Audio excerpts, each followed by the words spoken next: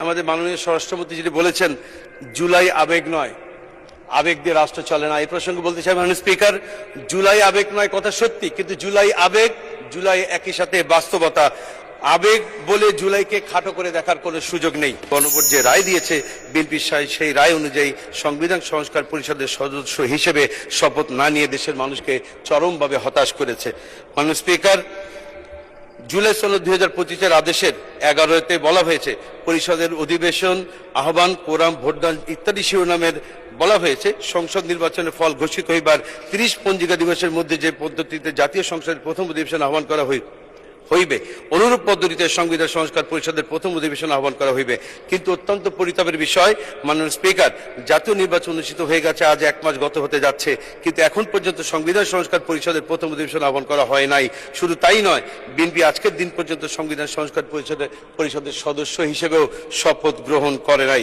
মাননীয় স্পিকার, গণভোটের মাধ্যমে জনগণের যে আকাঙ্ক্ষা প্রকাশিত হয়েছিল, সেখানে বিএনপির মতো একটি বৃহৎ রাজনৈতিক দল শুরুতেই সংবিধান সংস্কার পরিষদের শপথ না নেওয়ার জনমনে বিভ্রান্তি সৃষ্টি হয়েছে।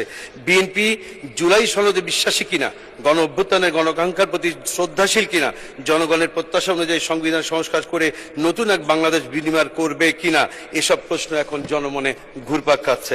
মাননীয় স্পিকার, আমরা আশা করি সকল জল্পনা কল্পনা অবসান ঘটিয়ে বিএনপি জনগণের অভিপ্রায় অনুযায়ী জুলাই জাতীয় সনদ বাস্তবায়ন আদেশ 2025 এবং গণভোট 2026-এর গণরায় অনুযায়ী সংবিধান সংস্কার পরিষদের সদস্য হিসেবে শপথ নেবে এবং দেশের মানুষের 70% মানুষের হ্যাঁর পক্ষে রায় দিয়েছে।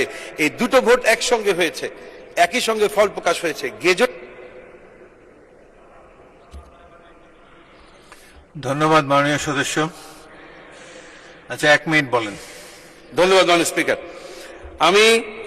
আমাদের এখানে যে আলোচনা হয়েছে, আমাদের মাননীয় স্বরাষ্ট্রমন্ত্রী যেটি বলেছেন, জুলাই আবেগ নয়, আবেগ দিয়ে রাষ্ট্র চলে না। এই প্রসঙ্গে বলতে চাই মাননীয় স্পিকার, জুলাই আবেগ নয় কথা সত্যি, কিন্তু জুলাই আবেগ, জুলাই একই সাথে বাস্তবতা। আবেগ বলে জুলাইকে খাটো করে দেখার কোনো সুযোগ নেই। মাননীয় স্পিকার, 50 ঘন্টার আলোচনার যে বিষয়টি এখানে উপস্থাপন করা হয়েছে, সেখানে সকল সংসদ সদস্যরা যাতে নির্বিঘ্নে আলোচনা করতে পারে, সেজন্য 50 ঘন্টার আলোচনার কথা মাননীয় বিরোধী নেতা উত্থাপন করেছিলেন, কিন্তু এটিকেও খাটো করে দেখা হয়েছে। আরেকটি কথা মাননীয় স্পিকার, জুলাই আইন ও অধ্যাদেশ ব্যাপারে মাননীয় স্বরাষ্ট্রমন্ত্রী উল্লেখ করেছেন। তিনি বলছেন জুলাই আইনও না, অধ্যাদেশও নয়, কিন্তু সংবিধানের 152-তে বলা হয়েছে সকল অধ্যাদেশী আইন। সুতরাং তিনি এই মন্তব্যটি তার দায়িত্বশীল মন্তব্য হয়নি। আমরা আশা করি ভবিষ্যতে তিনি দায়িত্বশীল মন্তব্য করবেন। মাননীয় স্পিকার, আমাকে কথা বলার সুযোগ দেওয়ার জন্য আপনাকে ধন্যবাদ।